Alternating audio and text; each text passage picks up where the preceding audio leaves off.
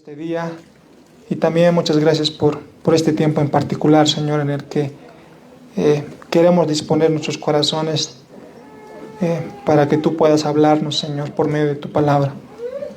Que todos aquí podamos ser expuestos a tu palabra, podamos entenderla y podamos obedecerla, Señor. Te rogamos que tú nos bendigas en este tiempo y por medio de tu Espíritu Santo puedas hablar a nuestro corazón y aplicar también conforme a nuestras necesidades, conforme a nuestras circunstancias particulares, Señor, de cada uno de nosotros. Pero, Señor, ayúdanos a mirarte a ti como nuestra única esperanza cuando nosotros hemos pecado, Señor. Pero tú tienes un llamado para nosotros y ayúdanos a escuchar ese llamado y obedecerlo. Padre, muchas gracias por este tiempo. Te rogamos este tiempo, Padre. Amén. Amén. Bueno, hermanos, pueden sentarse. Hoy vamos a ver el capítulo 10 de Oseas y bueno, en todos estos versículos anteriores, capítulos anteriores, hemos estado hablando mucho acerca del juicio de Dios. Y Oseas constantemente él va repitiendo el juicio de Dios, el pecado, el juicio, pero también detrás de eso hay un llamado al arrepentimiento. Ya hay un llamado al arrepentimiento. Muchas veces cuando el Señor nos advierte, el Señor nos habla duramente a nosotros, también consigo trae lo que es la esperanza, trae lo que es la restauración. Y ahí está el corazón del Señor, ¿no? Cuando nos llama la atención, cuando nos tiene que disciplinar, junto con la disciplina está para que nosotros nos podamos volver al Señor. Entonces, hermanos, lo que hoy vamos a ver en este capítulo es el pecado, juicio y un llamado al arrepentimiento. Y ese es el título de nuestro sermón. Pecado, juicio y un llamado al arrepentimiento. Y vamos a ver tres cosas en este capítulo. En los versículos 1 y 2 vamos a ver el pecado de la infidelidad. El pecado de la infidelidad. En segundo lugar vamos a ver el juicio, un juicio inminente. Y en tercer lugar vamos a ver el llamado al arrepentimiento. Entonces ahí vamos a ver el pecado, juicio y un llamado al arrepentimiento. Vamos a leer el versículo 1 nuevamente. Y dice: Israel es una frondosa viña que da abundante fruto para sí mismo. Conforme a la abundancia de su fruto multiplicó también los altares.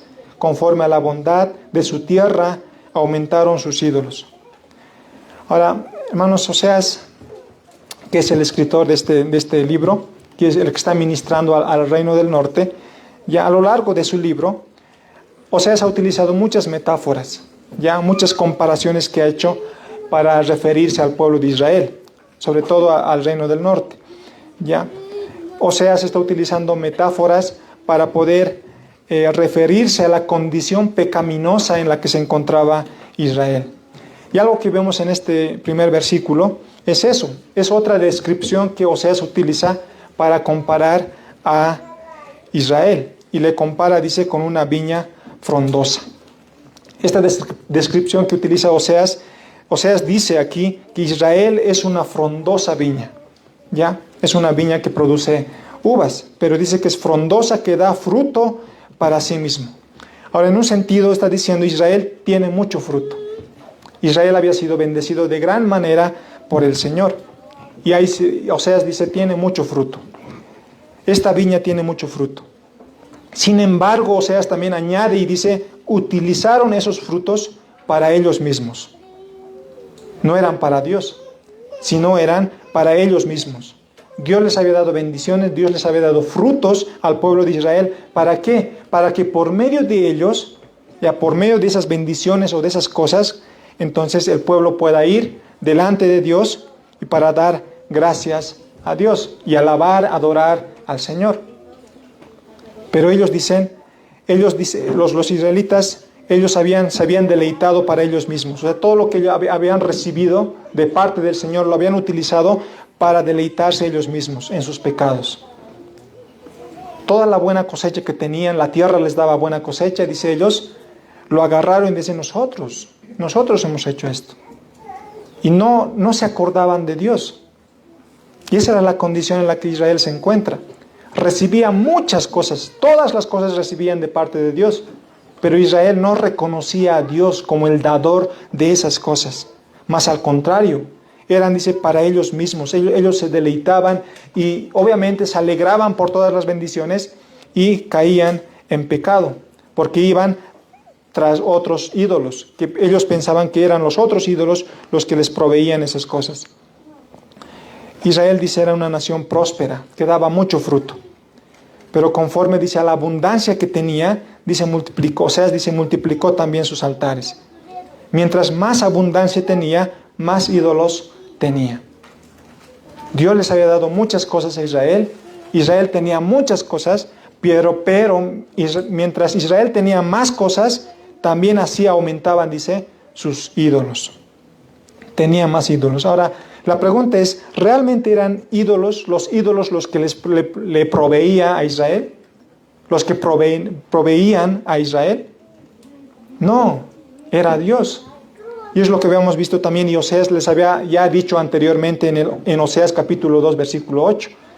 En Oseas capítulo 2, versículo 8, Oseas les había dicho a Israel, y ella no reconoció que yo le daba el trigo. O sea, Israel, dice, no reconoció que, dice el Señor aquí, ¿no? El Señor dice, Israel no reconoció que yo le daba el trigo, el vino y el aceite, y que multipliqué la plata y el oro que ofrecían a Baal. El Señor está diciendo, yo les he dado todas estas cosas, incluso yo he multiplicado la plata y el oro, pero ustedes, Israel, han utilizado esto para hacer sus propios ídolos, para ofrecer, dice, a Baal. La pregunta es, ¿realmente eran los ídolos los que proveían al pueblo de Israel? No, Dios era el autor de todas las bendiciones, pero ellos pensaban que eran los ídolos los que los proveían todas las cosas. Y por lo tanto ellos, dice, hacían altares. Mientras más tenían, más abundancias, riquezas tenían, ellos tenían más altares, tenían más ídolos. Mientras más dioses, hermanos, tenemos, nosotros vamos a nuestro corazón, como alguna vez anteriormente dijimos, nuestro corazón es una fábrica de ídolos. Y constantemente vamos a ir fabricando ídolos. Y uno podría, y así como Israel, pensaba que mientras más ídolos tenemos, mejor para nosotros, porque vamos a tener más abundancia. Si nosotros adoramos a todos los dioses que existen, entonces estos dioses nos van a proveer de todas las cosas que nosotros necesitamos y vamos a tener en abundancia. Y empezamos a poner, o el hombre empieza a poner su confianza en estos ídolos, pensando que las cosas que tenemos, los hijos o el dinero o las cosas que tenemos provienen de estos que nosotros atesoramos. Israel pensaba eso. Israel pensaba que mientras más dioses ellos iban a adorar, iban a servir, iban a postrarse, ellos iban a tener más abundancia todavía. Porque obviamente ellos pensaban que eran ellos los que les proveían o los que les daban todas las cosas. Entonces ellos querían postrarse ante todos los ídolos con tal de tener todas las cosas de parte de estos ídolos. Ahora el versículo 2 dice, está dividido su corazón. El corazón de Israel está dividido. Ahora serán hallados culpables. Jehová demolerá sus altares, destruirá sus ídolos. Dice Oseas, el corazón de Israel, en el corazón de Israel había muchos ídolos. O sea, el corazón de Israel estaba partido por tener muchos ídolos. Y tener muchos podría significar que algunos casos, estos ídolos que su corazón guardaba o atesoraba, iba a ser para su propia perdición.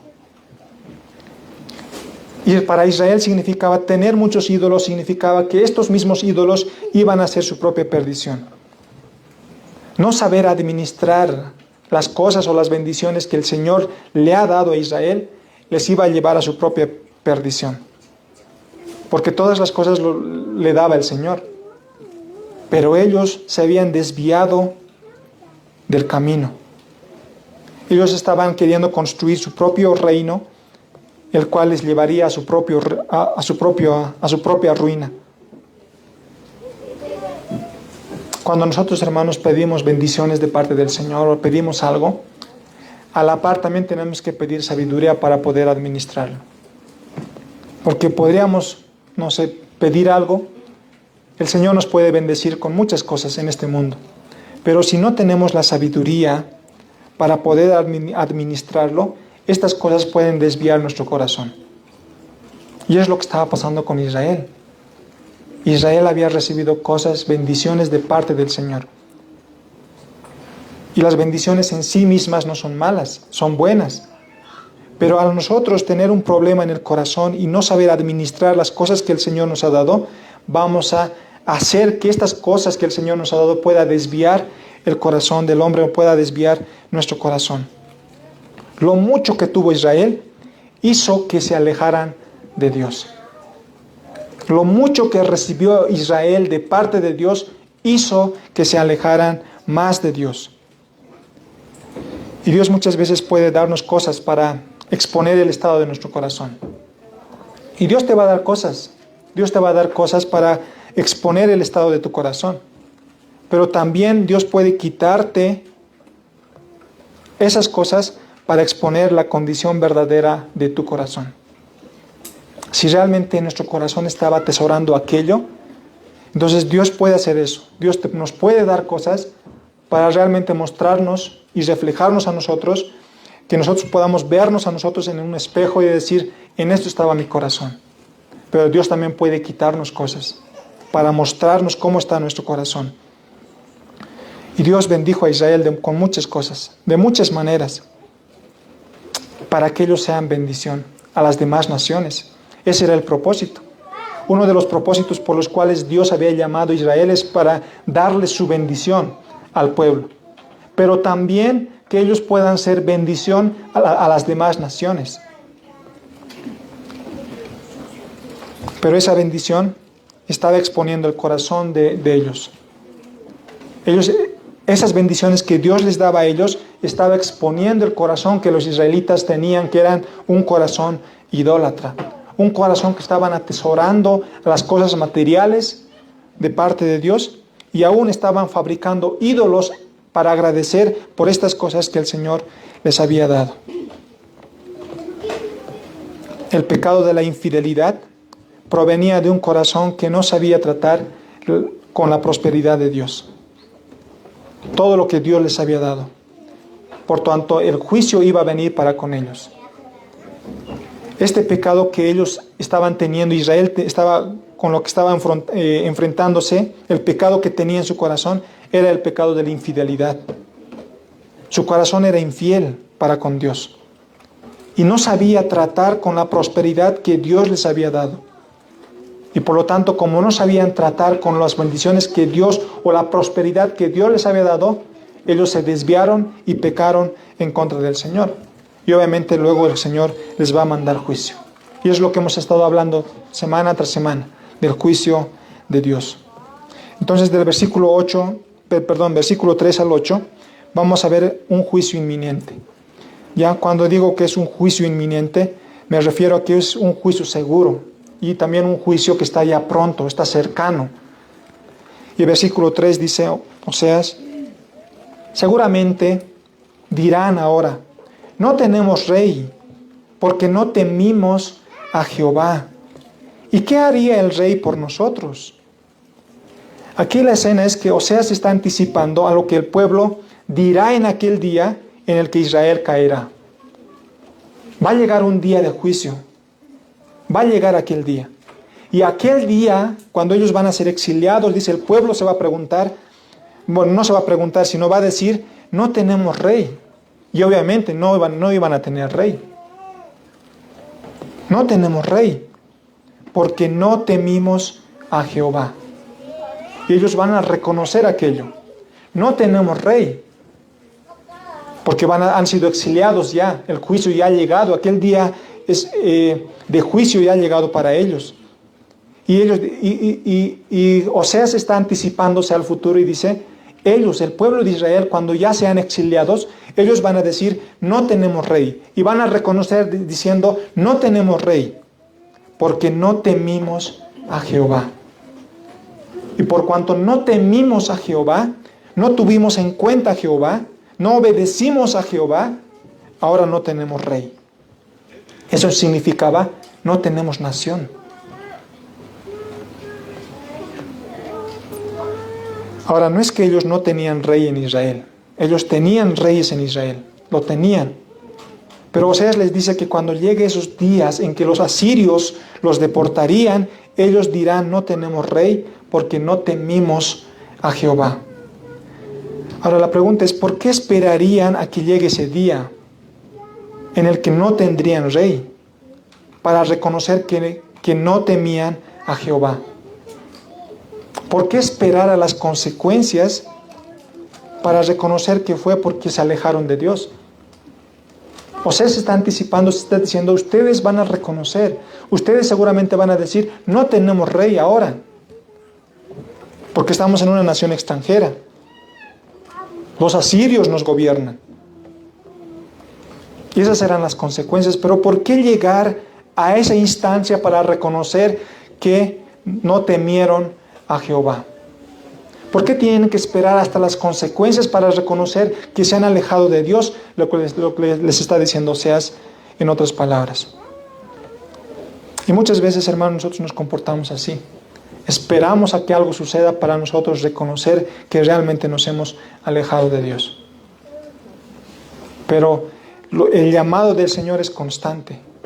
Arrepiéntanse, arrepiéntanse y vuélvanse, arrepiéntanse y vuélvanse.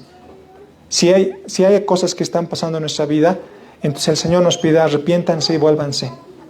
No esperen a que llegue hasta la última instancia en el que ya no se puede retroceder el tiempo, no se puede cambiar la circunstancia y ustedes quieran volverse recién y reconozcan, decir, esto me pasó porque yo me alejé del Señor. Y ellos dicen, Oseas dice que ellos se van a preguntar en aquel día, ¿y qué haría el rey por nosotros? Esta es una pregunta retórica. La respuesta sería nada. ¿Qué harían?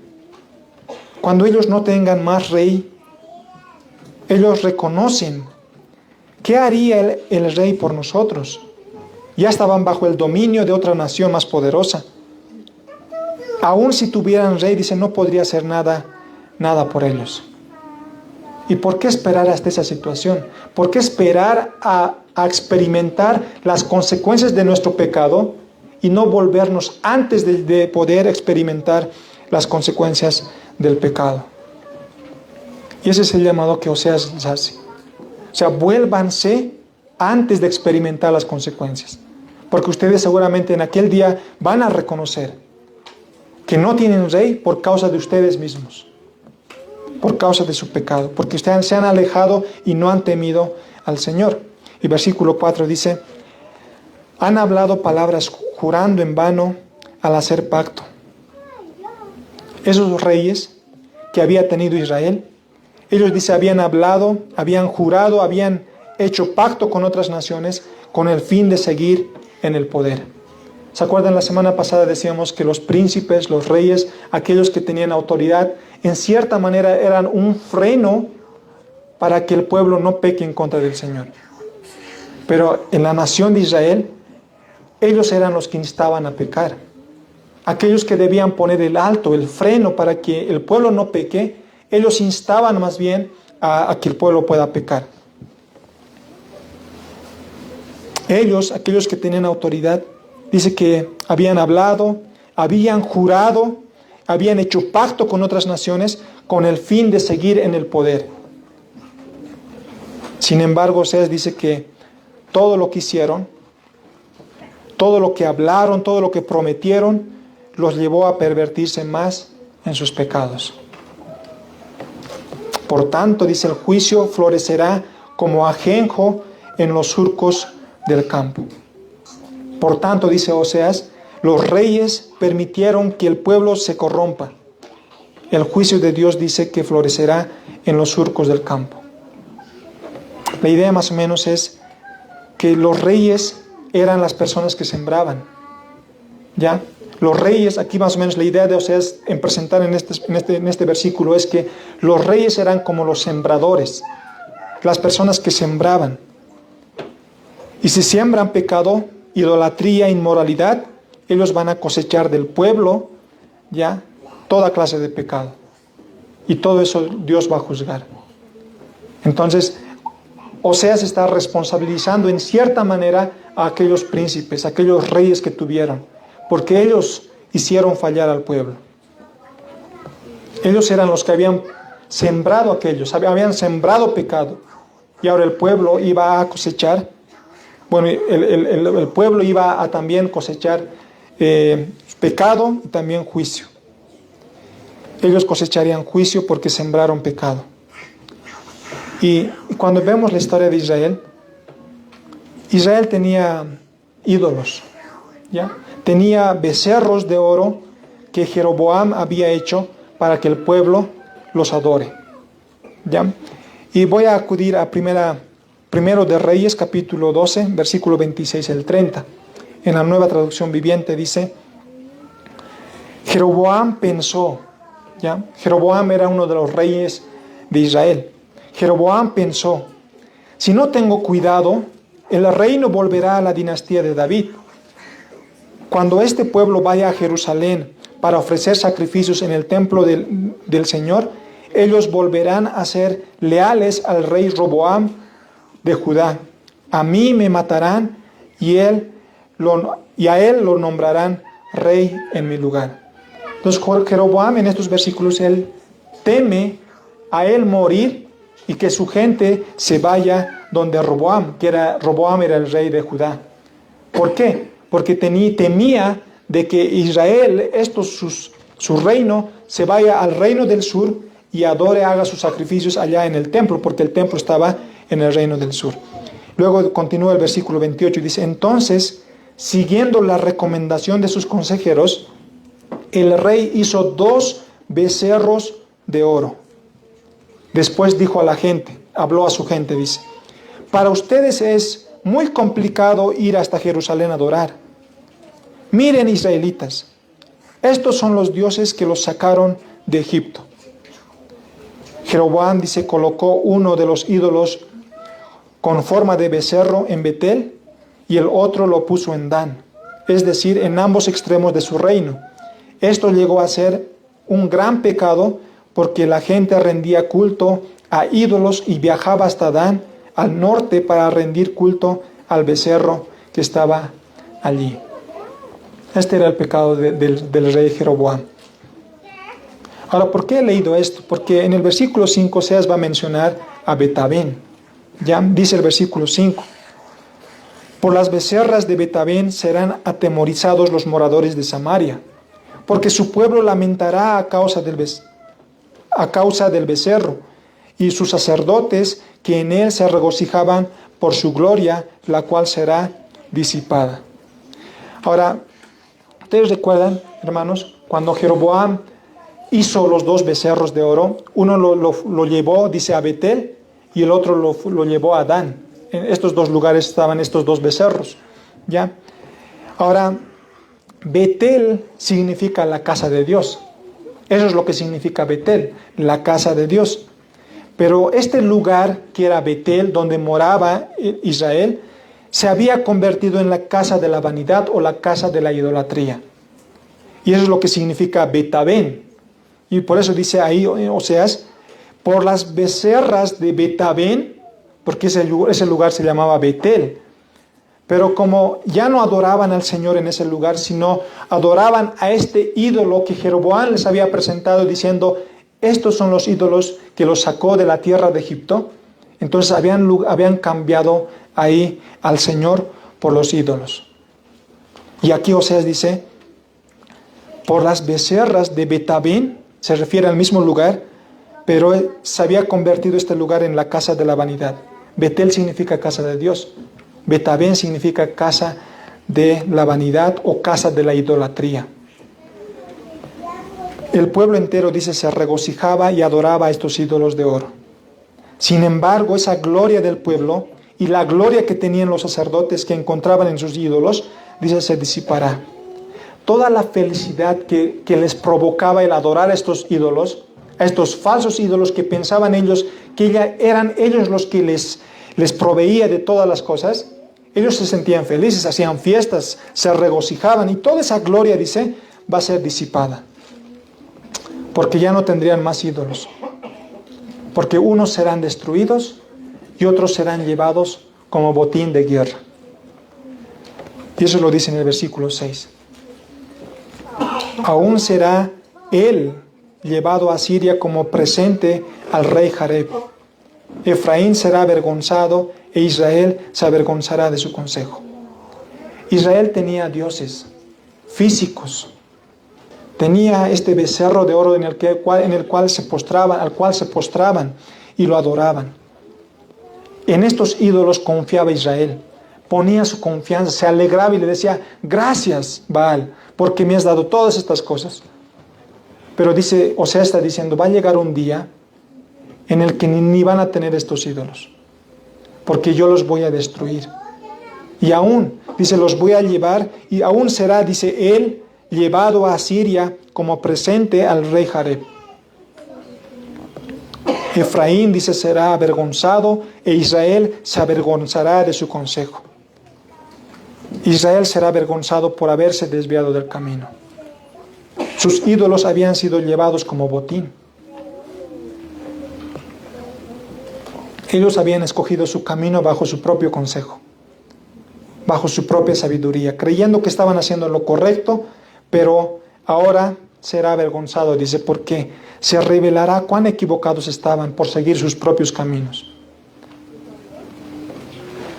Israel pensaba que estaba haciendo lo correcto. Ellos estaban felices, ellos estaban dichosos por todas las cosas que tenían, por toda la prosperidad que tenía Israel, ellos estaban felices. Pero el problema era que no estaban dando gracias a Dios, quien realmente era el autor de todas las cosas que tenían, sino que sí iban tras sus ídolos. Pero Dios les va a mostrar, dice en el juicio, Dios les va a mostrar en el juicio que sus ídolos no eran nada. Cómo un Dios que puede proveerles de todas las cosas puede ser llevado como botín, como un presente ante un rey. Y ellos, dice, van a ser avergonzados. Es como cuando una persona toma una decisión y dice, está segura de esa decisión y está lo correcto, y dice tener la razón, pero al final se da cuenta que no tenía la razón. Y esa es la vergüenza que uno siente, decir, yo creía que esto era cierto, yo creía que esto era verdad, pensaba que estaba haciendo el bien, pero me he dado cuenta que no. Y eso es para su vergüenza. Y Israel iba a ser así. Israel había escogido su propio camino, su propia sabiduría, su propio consejo, pero al final de cuentas, cuando ellos van a estar exiliados de su tierra, ellos van a ser desavergonzados, porque se habían equivocado. El Señor les estaba mostrando cuán mal estaban, cuán pecadores eran, y cuán avergonzados ahora serían por confiar en ídolos que no eran nada. Versículo 7. Dice, de Samaria fue cortado su rey, como espuma sobre la superficie de las aguas. Y los lugares altos de Abén serán destruidos, el pecado de Israel. Osea está diciendo, tal sería el juicio de Dios, que el rey de Israel desaparecerá, como la espuma en las aguas de la superficie, dice Oseas. Y asimismo los altares de Betel serán destruidos. Los pecados de Israel también. Si los altares a los ídolos iban a ser destruidos, Israel ya no tendría ídolos, por cuanto tampoco ya pecarían, ya no idolatrarían. Entonces también el pecado iba a ser destruido. Dice, crecerá sobre sus altares espino y cardo, y dirán a los montes, cubridnos, y a los collados, caed sobre nosotros. Todos los lugares donde los israelitas habían hecho templos y altares para adorar a sus ídolos, dice, llegarían a ser nada. Serán derribados y plantas silvestres, dice, crecerán y serán cubiertos por los montes. No sé si alguna vez tú has visto una construcción vieja, que antes era una construcción, pero por la destrucción, porque se ha caído y el tiempo y el viento y muchas cosas, y también la maleza, ¿no? Las hierbas van creciendo y lo esconden y lo vuelven en nada. Y va a ser así también aquellos lugares donde Israel adoraba a sus ídolos. Todos los lugares que tenía Israel para adorar a sus ídolos, dice que van a ser destruidos, van a ser derribados, y dice plantas silvestres van a crecer sobre ellos y van a ser cubiertos sobre los montes, con el fin de decir, o sea, está diciendo, no van a hacer nada, no se van a acordar más de esos lugares, porque ya no van a ser más altares. En otras palabras dice, o sea, no serán nada. Dios cumplirá sus advertencias sobre sus ídolos, los destruirá, dice, por completo, para que no quede nada de ella. Y eso se iba a cumplir en el juicio. De tal manera Dios iba a juzgar a su pueblo, a su nación. El juicio sería quitarles lo que Dios les había dado. Dios les había dado un rey y dice que el rey va a desaparecer como la espuma sobre la superficie del agua. Se va a disipar. La tierra también. Los lugares donde ellos adoraban, dice que va a desaparecer.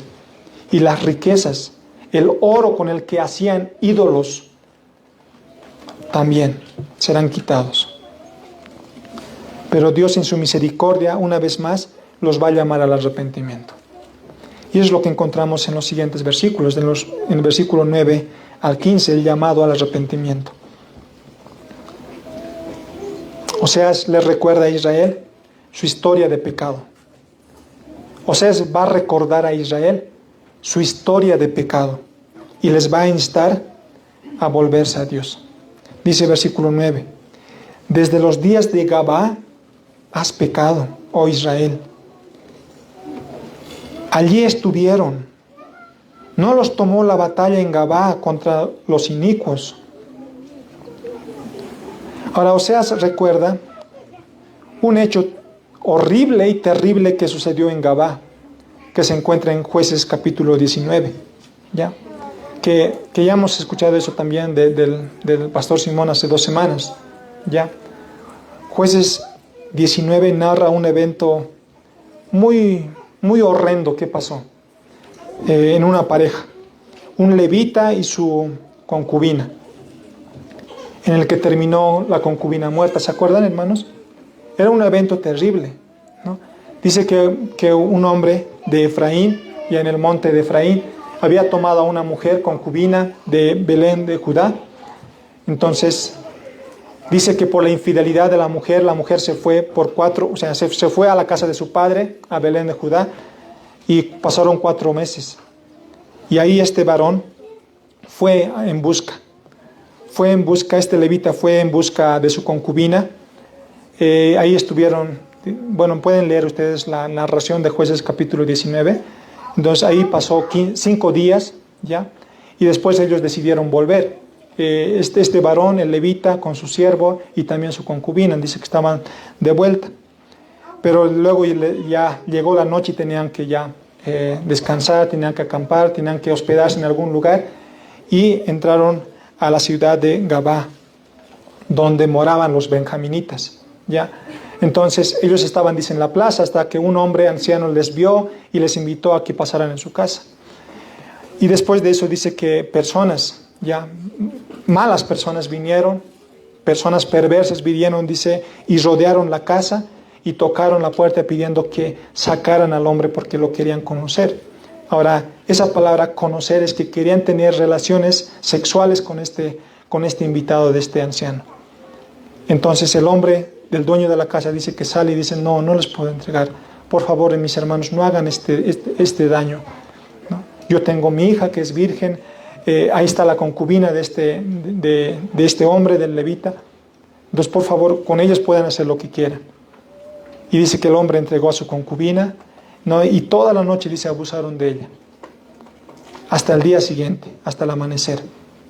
Después en la mañana dice que esta mujer volvió a esta casa Y dice que llegando a la casa y en la puerta ella falleció, ella murió, por todas las atrocidades que hicieron con ella toda la noche. Y ella murió. Y después cuando amaneció, su señor, este hombre, dice, lo vio, le habló para que se levantara, no reaccionó porque estaba muerta, lo cargó en su asno y se lo llevó a su casa. Y en su casa, dice, agarró un cuchillo y lo partió en 12 partes. A su esposa o a su mujer, a su concubina muerta, lo partió en 12 y los mandó a las 12 tribus de Israel. Y luego al final de Jueces capítulo 19, versículo 30, dice, y todo el que veía aquello decía, jamás se ha hecho, jamás se ha visto tal cosa desde el tiempo en que los hijos de Israel subieron de la tierra de Egipto hasta hoy. Considerad esto, tomad consejo y hablad. Y Oseas les dice, haciendo recuerdo a ese evento en particular, lo que pasó en Gabá, dice, Oseas dice que los israelitas, desde aquellos tiempos ustedes pecaron. Desde aquel momento ustedes pecaron y aumentaron su pecado. Desde aquel evento en Gabá ustedes pecaron y el pecado se aumentó en gran manera, hasta ahora. Y por cuanto pecaron, deben arrepentirse. Porque el corazón de Oseas, el corazón de Dios detrás de estas palabras de juicio era arrepiéntanse. Esto les va a pasar. Ustedes son pecadores y merecen la ira de Dios. ¿Se acuerdan de aquella horrenda cosa que hicieron los hijos de Israel? Desde ahí pecaron y aumentaron más en pecado. Y ahora merecen el juicio de Dios, pero si se arrepienten y se vuelven de su pecado, el Señor los va a recibir. Y Oseas les habla de las consecuencias de la desobediencia. Estas cosas les va a pasar porque ustedes están desobedeciendo a Dios. Pero también les dice, necesitan arrepentirse. El versículo 10 dice, y los castigaré cuando lo desee, y pueblos se juntarán sobre ellos cuando sean atados por su doble crimen. El Señor, dice, tomará venganza de todo lo malo que hicieron. El Señor tomará venganza de todo lo malo que hizo Israel. El Señor les dice, los castigaré cuando yo quiera, y nadie podrá impedirlo. Y esta era una advertencia a los israelitas, que nada los podría librar de la mano de Dios. Aunque se fortificaran contra todo peligro, nada los iba a librar de la mano de Dios, del castigo de Dios, del juicio de Dios. Y aunque dice, reunieran fuerzas de todos los lados, aunque hicieran alianza con otros pueblos, nadie los iba a librar del juicio que Dios tenía para con ellos. Nada podría impedir que Dios ejecute su venganza contra aquellos que han hecho mal en contra de Dios. Y eso, hermano, así es el carácter del Señor. Cuando Dios, hermanos, quiere bendecir, no hay nada que pueda impedir la bendición de Dios. Cuando Dios se propone bendecir. Pero también, de la misma manera, cuando Dios quiere castigar, cuando Dios quiere disciplinar, no hay nada que pueda impedir que Dios castigue, porque Dios se ha propuesto castigar. Versículo 11. Efraín es novilla domada, que le gusta trillar, mas yo pasaré sobre su lozana cerviz, haré llevar yugo a Efraín, arará Judá y quebrará sus terrones Jacob. Aquí se hace una comparación entre el animal enseñado a trillar y el animal que es enviado a arar el campo. ¿Ya? Son dos animales. Un animal que es dice, domado y enseñado para trillar. ¿Ya? Ahora, la novilla domada, que le gusta trillar, dice, o sea, es un trabajo ligero. Ya es un trabajo no de fuerza, porque solamente tenía que caminar. Pero aquel animal que llevaba el yugo para arar la tierra, sí era un trabajo pesado. Ya tenía que hacer esfuerzo y tenía que estar bajo bajo la obediencia de quien le maneja. El otro no, tenía que caminar y caminar. Pero que tenía que estar sujeto con el yugo con otro animal para obedecer lo que se le mande atrás, su amo. Y por esa causa dice, por causa de su pecado, dice, ahora Israel llevarán el yugo de Asiria. Asiria será su capataz que lo hará trabajar.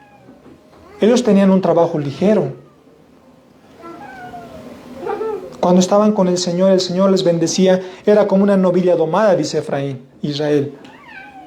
El pueblo de Dios tenía un trabajo de una novilla domada, que era trillar. Pero de esto voy a pasar ahora a ponerles yugo. Israel va a poner yugo, dice, sobre ellos. Perdón, Asiria va a poner yugo sobre ellos. Asiria sería el capataz que los haría trabajar duro. Y así Israel y Judá, dice, llevarán el yugo por el castigo de su pecado. Bueno, aquí también menciona a Judá. Pero ambos, por causa de su pecado, van a pasar de estos privilegios a esto por causa de su pecado, como juicio de parte del Señor. Pero el Señor les dice, esto es con un propósito, de que se arrepientan.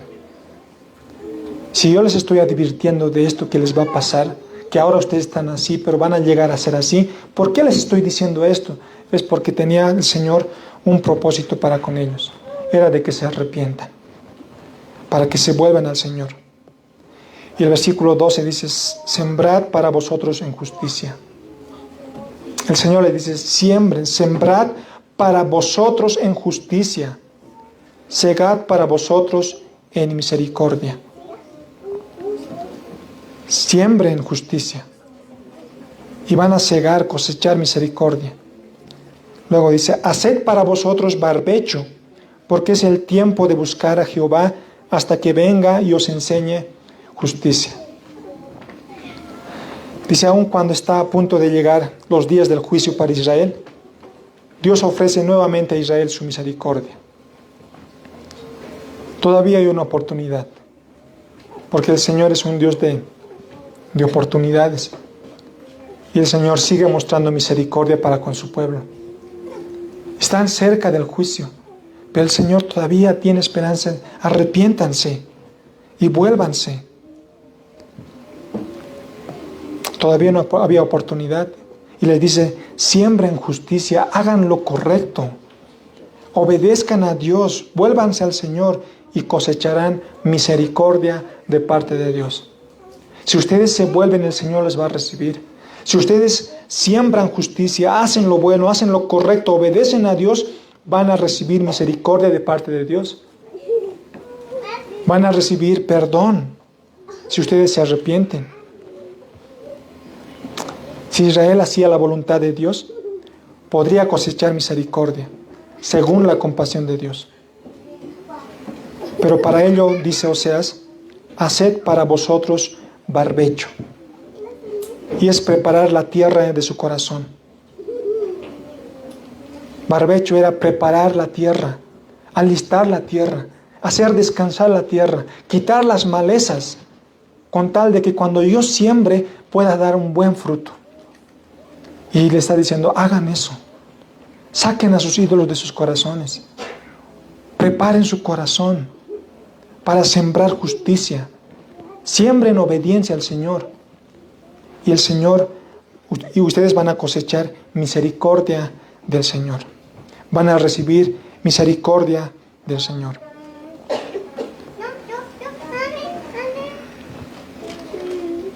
Porque es el tiempo de buscar a Jehová, hasta que venga y os enseñe justicia.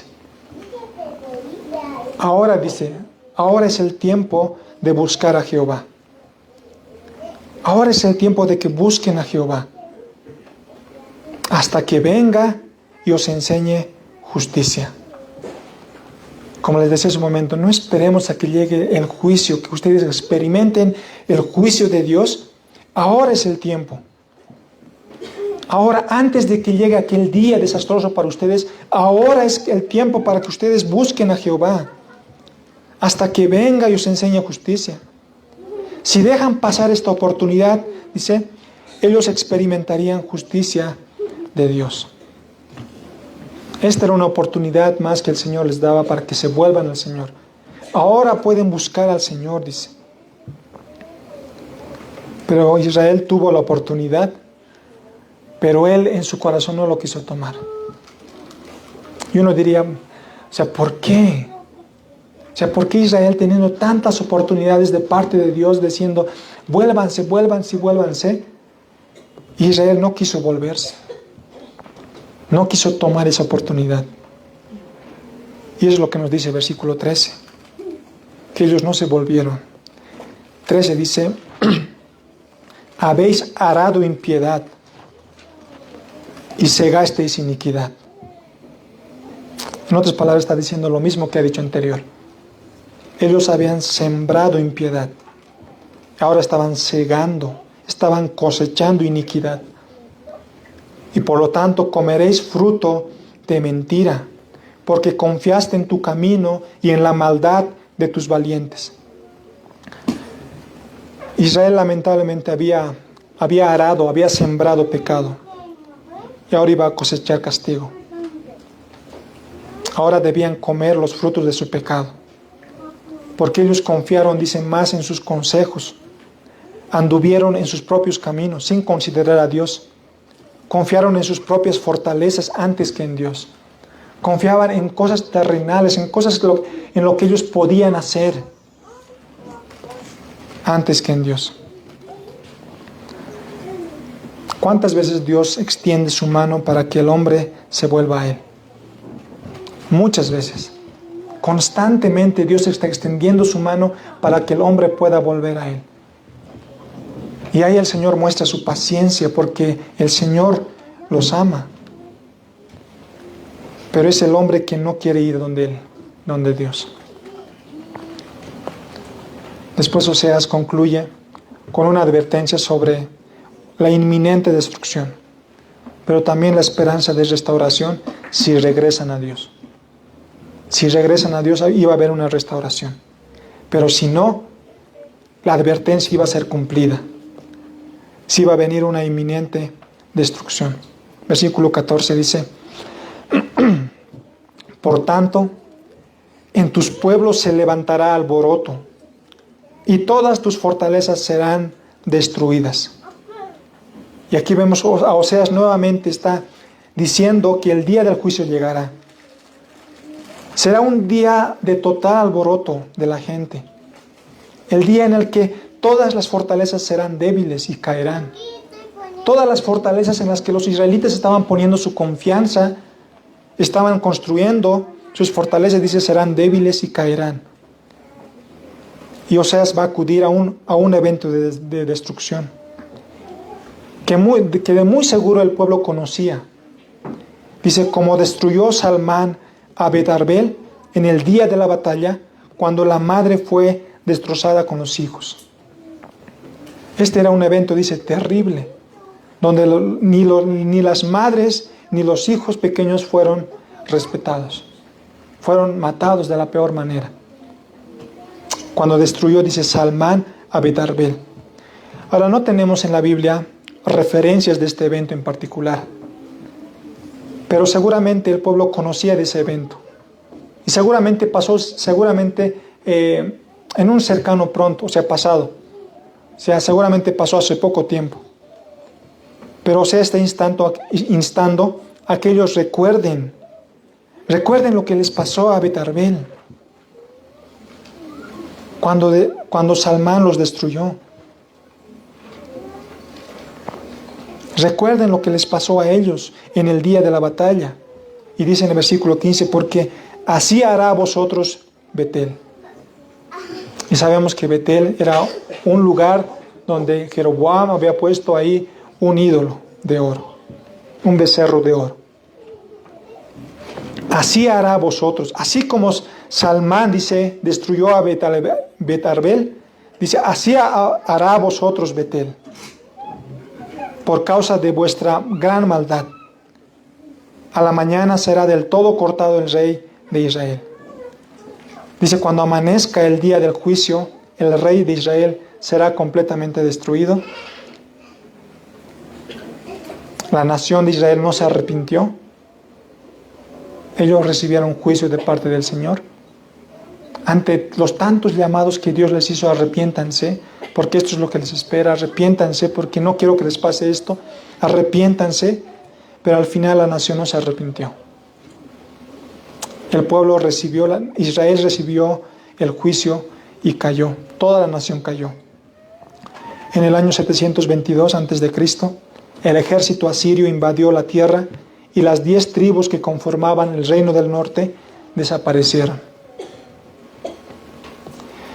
Dios castigó el pecado.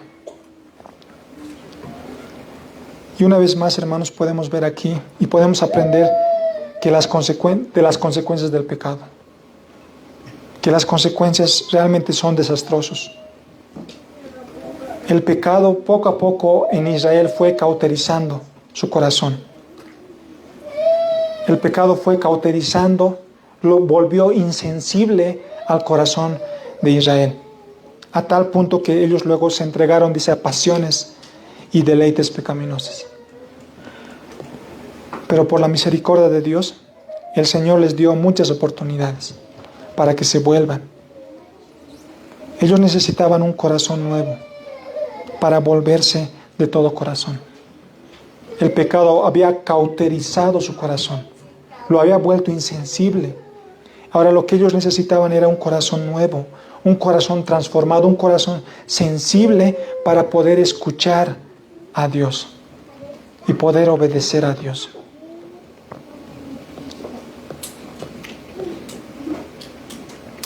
Hermanos, cada semana hemos estado escuchando advertencia de juicio. Juicio, juicio, juicio es lo que hemos estado viendo en todas estas semanas.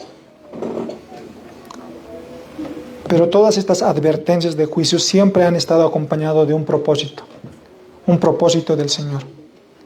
Que reconozcamos o que el hombre reconozca su pecado, reconozca su incapacidad de vivir como Dios le ha pedido, y así arrepentido de sus pecados, pueda volver al único que puede salvarlo de sus pecados, es Jesús. En cada mensaje de advertencia que el Señor les daba, el Señor los acompañaba ahí, con un mensaje o con un propósito, para que ellos vuelvan, reconozcan que ellos han pecado. Reconozcan que ellos han pecado y que ellos no pueden vivir conforme a cómo Dios les manda. Y que también puedan reconocer que solamente pueden hacer, lo único que pueden hacer es ir a Jesús para ser salvados de sus pecados. Y ese es el llamado, hermanos, que nosotros recibimos de parte del Señor. Que por medio de juicio tras juicio, mensaje de... Yo sé que estos mensajes no son tal vez tan agradables como podemos ver los mensajes de los evangelios o una prédica de los evangelios. Pero el Señor los pone ahí para que nosotros podamos reconocer nuestro pecado. Para que podamos reconocer cuánto hemos fallado delante del Señor. Y cuán incapaces somos de poder vivir conforme a cómo Dios quiere que vivamos. Y ahí solamente nos toca reconocer también que solamente así podemos ir a Jesús. Porque solo Jesús puede salvarnos del juicio final. Como les decía la semana pasada, Israel padeció ese juicio. Pero no era el juicio final. El juicio final se iba a presentar cuando ellos mueran y se iban a presentar delante de Dios. Pero también vimos que el Señor tenía un remanente. De todos los pueblos se iba a unir, por los cuales el Señor Jesús murió y pagó el precio de su pecado. Jesús fue quien sufrió la ira de Dios. Y fue Jesús quien satisfizo la justicia de Dios. Todo lo que Dios demandaba de Israel y todo lo que Dios aún demanda de nosotros es algo que nosotros no podemos cumplir. Y por eso solamente podemos acudir a Jesús. Podemos acudir a Cristo. Porque Cristo, hace 2000 años atrás, Él satisfizo perfectamente la justicia de Dios. Y solo por Jesús podremos disfrutar también de una vida eterna sin pecado y sin muerte. Si por causa de nuestro pecado vamos a fallar en este mundo y vamos a pagar las consecuencias de este mundo, son juicios parciales, temporales de este mundo.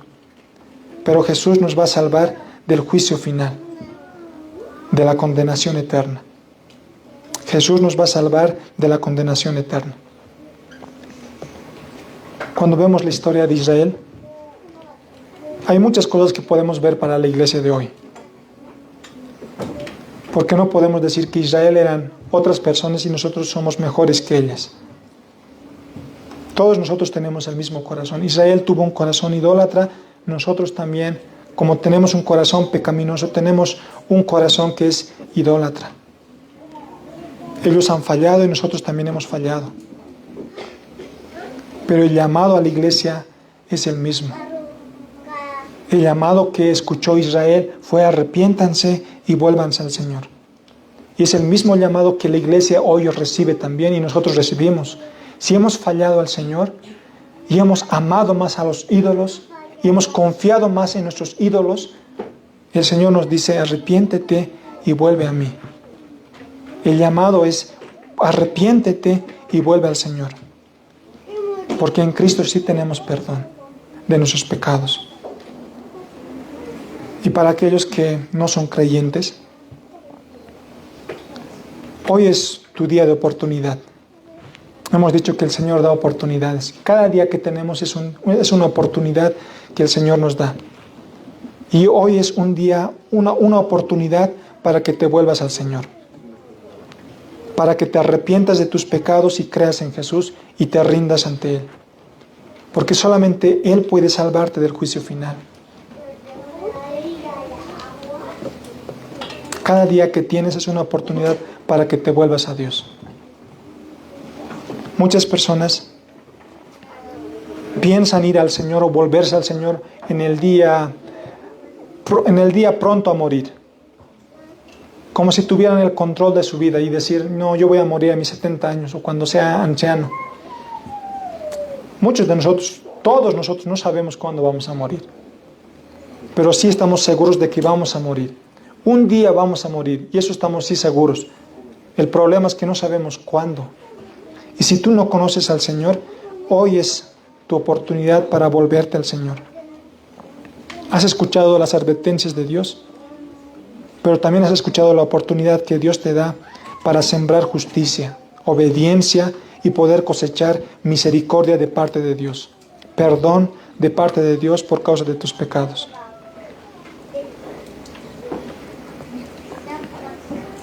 Todos nosotros, hermanos, hemos escuchado las advertencias en contra del pecado. Que no podemos jugar con el pecado, que el pecado es cosa seria. Y cuando salgamos de este lugar, yo quisiera que podamos examinar nuestros corazones.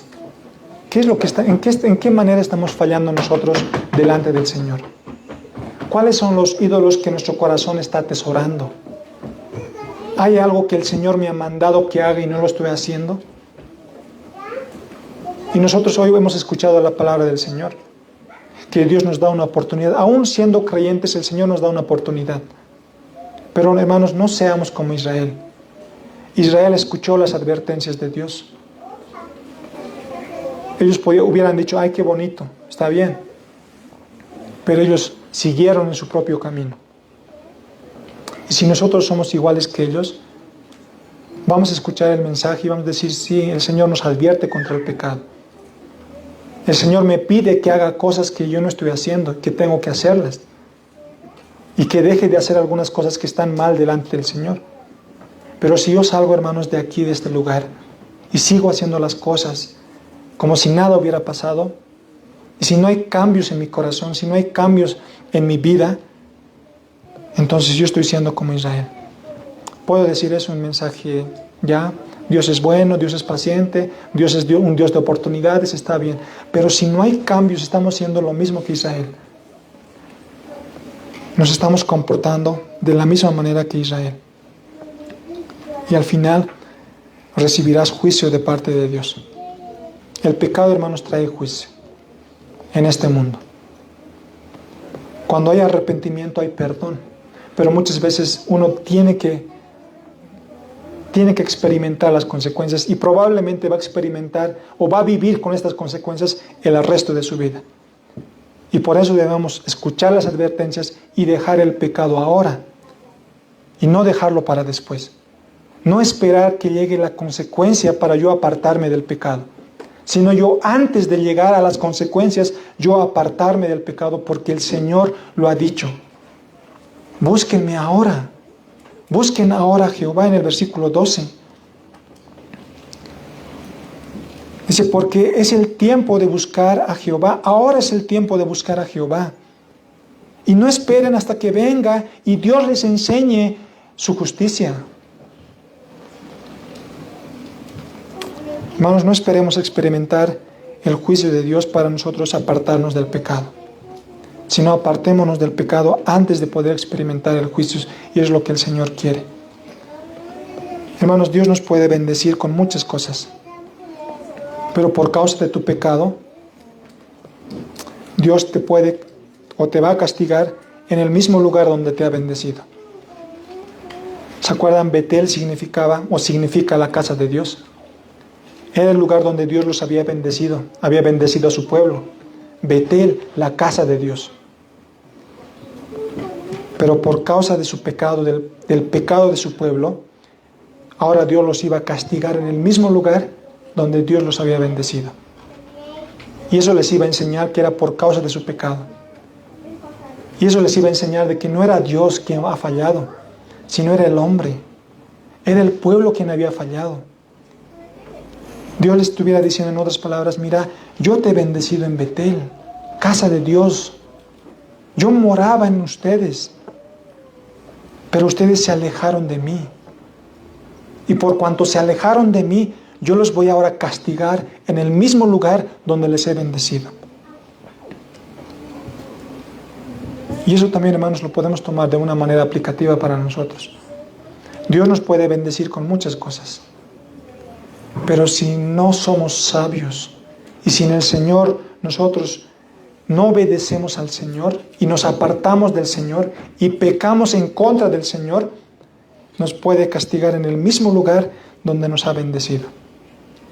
Y nos puede castigar en el mismo o en las mismas cosas en las que nos ha dado.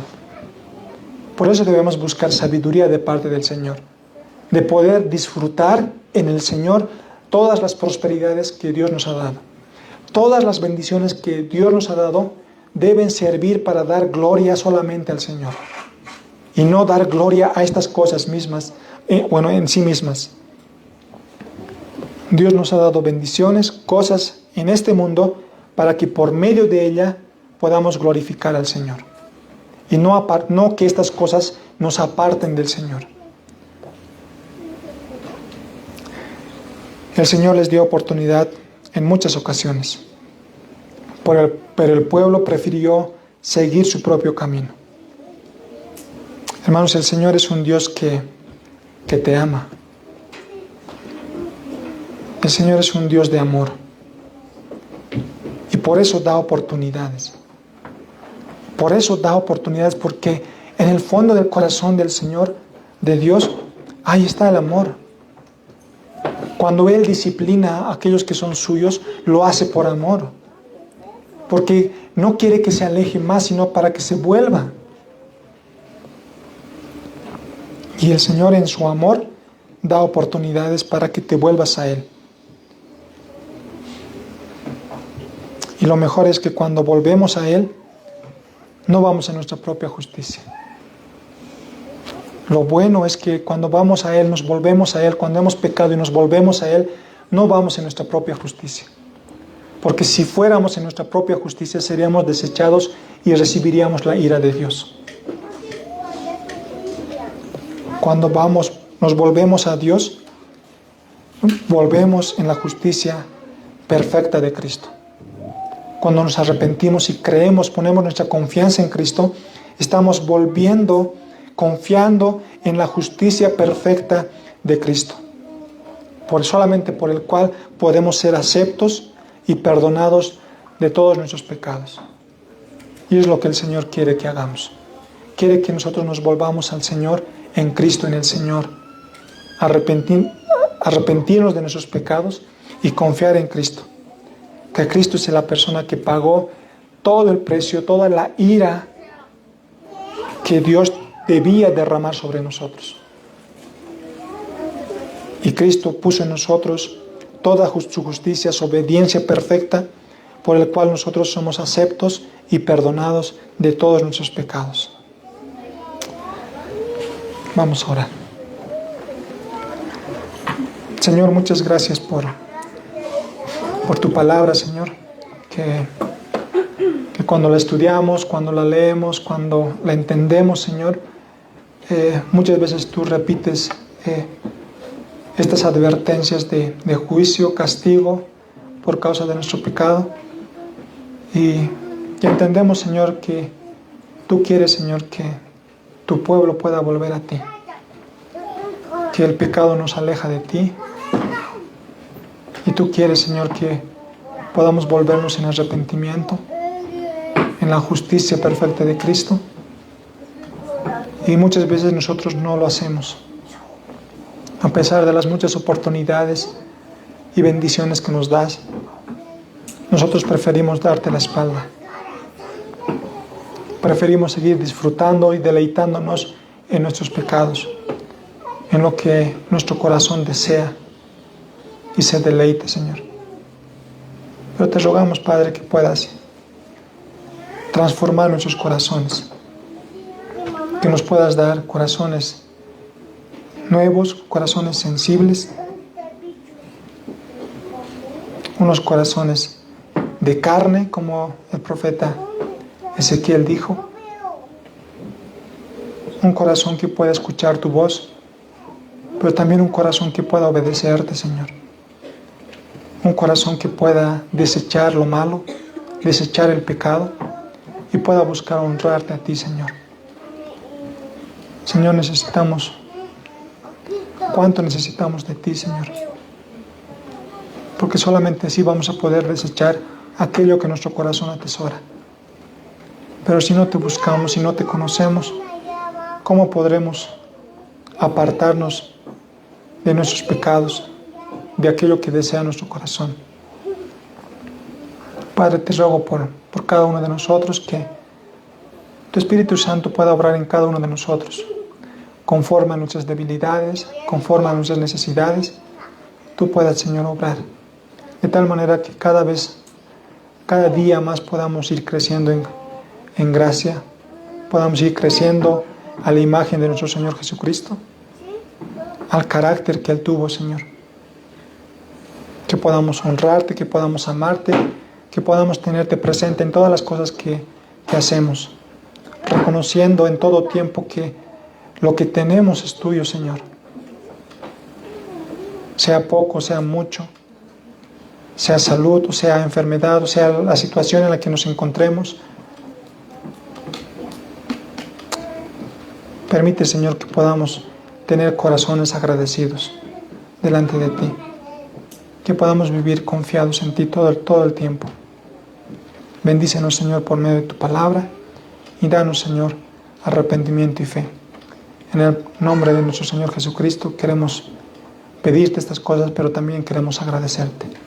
Amén, amén, amén.